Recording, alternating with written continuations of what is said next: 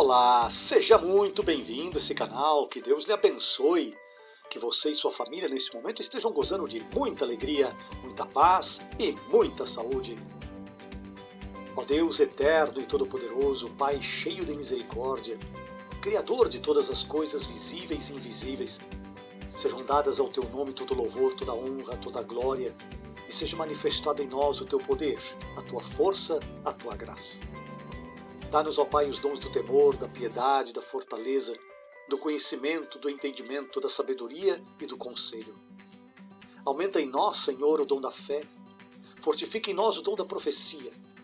Promove em nós o dom da cura e dos milagres e conceda-nos o dom das línguas. Ó Espírito Santo de Deus, frutifica em nossa alma o amor, a alegria, a paz, a paciência, a amabilidade, o domínio próprio, a bondade, a lealdade e a mansidão. Obrigado, querido Pai, por ter nos enviado Jesus, Teu amado Filho, para a nossa salvação. Ó Jesus, Tu, o Verbo encarnado, a Palavra de Deus de onde provém toda a criação, pelas Tuas chagas abertas em Teu corpo mutilado pela paixão à humanidade, pelas Tuas mãos ensanguentadas, sangradas na cruz, por amor ao Pai e por amor a mim e meus irmãos e minhas irmãs. Toca agora em nosso coração, Senhor, cicatriza as nossas feridas, cura as nossas mágoas, extirpa os nossos ressentimentos, transforma as dores de nossos traumas em lembranças dignas de louvor e bênção. E que, consagrados pela Tua Palavra, sejamos merecedores da abundância da Tua felicidade. Amém.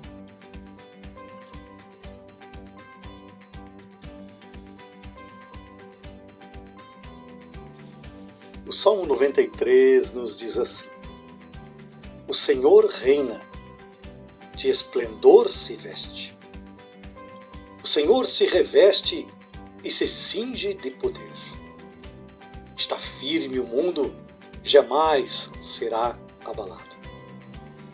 Firme está seu trono desde o princípio. Tu existes desde sempre. Elevam os rios, Senhor. Elevam os rios sua voz. Elevam os rios seu fragor. Mais poderosos que o rumor de águas imensas, mais poderosos que as ondas do mar. Poderoso é o Senhor nas alturas. Dignos de fé são teus testemunhos. A santidade convém à tua casa. Por dias sem fim, ó Senhor. Glória e louvor ao Senhor Deus Todo-Poderoso, porque eterno é o seu amor.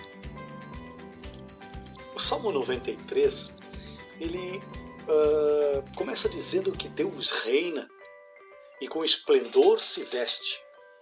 Vestir-se significa se preparar, se arrumar. O texto também diz que ele se reveste. Interessante que primeiro diz que Deus se veste, depois se reveste. E revestir-se tem o significado de incorporar-se. Deus então se prepara e depois ele se incorpora. De quê? De esplendor, ou seja, ele se veste e se reveste de um brilho intenso, de magnificência, de grandiosidade, de glória, de honra.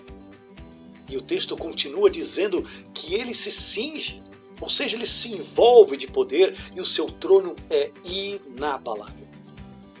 Deus é totalidade, ele é início daquilo que não tem início, ele é fim de tudo aquilo que não tem fim. Ele é o mesmo ontem, hoje e sempre. E como é o poder de Deus? É só pensarmos no poder da natureza, como é o crescimento, o fortalecimento das plantas, das árvores, dos animais, dos seres humanos, no calor e no brilho do sol.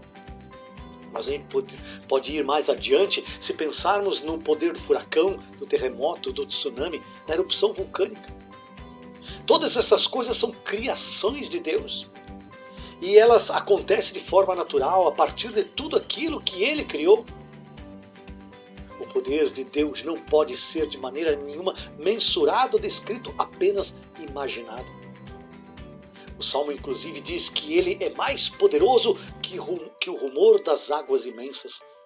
E dignos de fé são as obras do Senhor. O texto ainda diz lá no versículo 5 que para morar na casa do Senhor para sempre é preciso santidade.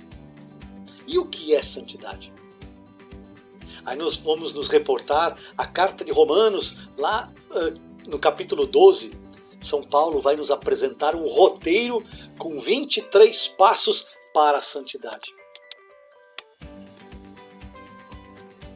E podemos ler isso em Romanos, no capítulo 12, no versículo 9 ao 21. Porém, é necessário, para entender melhor essa questão, ler os primeiros versículos deste capítulo. Então, nós iniciamos lá no primeiro versículo do capítulo 12. Eu vos exorto, pois, irmãos, pelas misericórdias de Deus, a oferecerdes vossos corpos em sacrifício vivo, santo, agradável a Deus. É este o vosso culto espiritual. Não vos conformeis com este mundo, mas transformai-vos pela renovação do vosso espírito, para que possais discernir qual é a vontade de Deus, o que é bom, o que lhe agrada e o que é perfeito. Em virtude da graça que me foi dada, recomendo a todos e a cada um. Não façam de si próprios uma opinião maior do que convém, mas um conceito razoavelmente modesto, de acordo com o grau de fé que Deus lhes distribuiu. Pois como em um só corpo temos muitos membros, a cada um dos nossos membros tem diferente função. Assim nós, embora sejamos muitos, formamos um só corpo em Cristo. E cada um de nós é membro um do outro. Temos dons diferentes conforme a graça que nos foi conferida. Aquele que tem o dom da profecia, exerça-o conforme a fé. Aquele que é chamado ao ministério, dedique-se ao ministério. Se tem o dom de ensinar, que ensine. O dom de exortar, que exorte. Aquele que distribui as esmolas, faça-o com simplicidade. Aquele que preside, presida com zelo. Aquele que exerce a misericórdia, que o faça com afabilidade. O primeiro passo de santidade que São Paulo nos aponta é que vossa caridade não seja fingida. Nosso amor tem que ser sincero. Ele precisa ser um amor sincero, sem hipocrisia. Não é uma troca de favores, é um amor incondicional. O segundo passo que São Paulo nos oferece é: aborrecei o mal, apegai-vos solidamente ao bem. Não é apenas evitar o mal, é mais do que isso.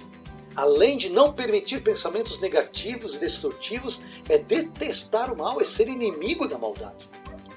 São Paulo adverte para que o nosso apego ao bem seja sólido. Não sejamos mais ou menos. Que o nosso sim seja sim, que o nosso não seja não.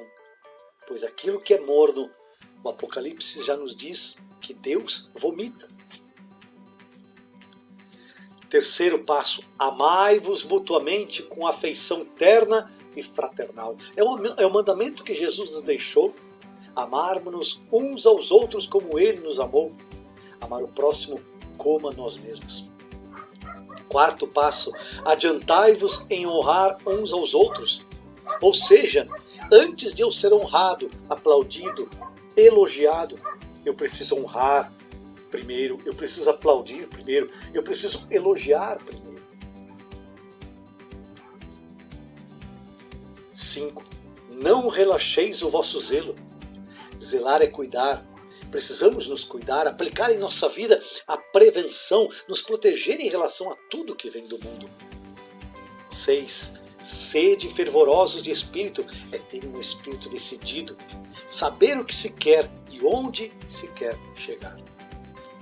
7. Servir ao Senhor. É no serviço a Deus que está a santidade suprema.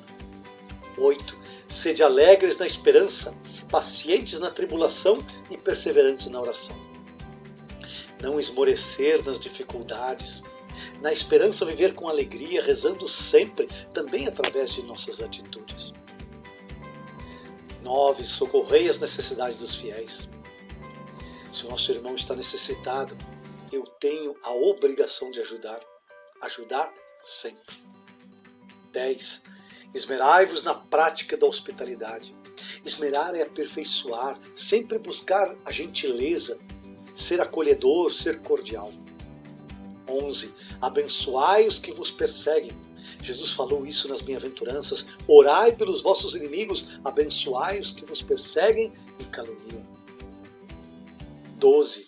Abençoai-os e não os praguejeis. Ou seja, Deus te abençoe.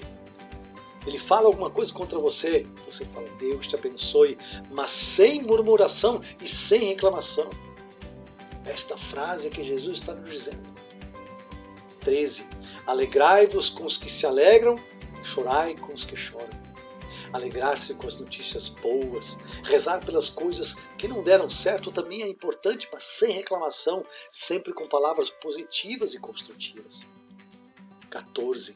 Viver em boa harmonia uns com os outros, estar sempre de bem com todas as pessoas, ao ponto destas pessoas quererem sempre estar perto de nós.